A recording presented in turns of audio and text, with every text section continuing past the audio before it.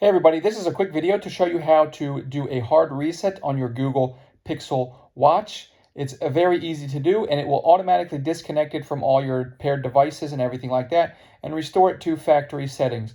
So what we want to do, if this is something you want to do, is with the screen on, we're just going to come in and we are going to tap the button on the side, and from there we're going to select settings from the menu. And then once we get to the settings, we're going to scroll through the settings until we find something called system. And then once we find, we're going to select system.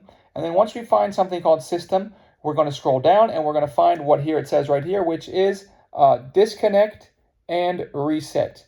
We're going to click on disconnect and reset.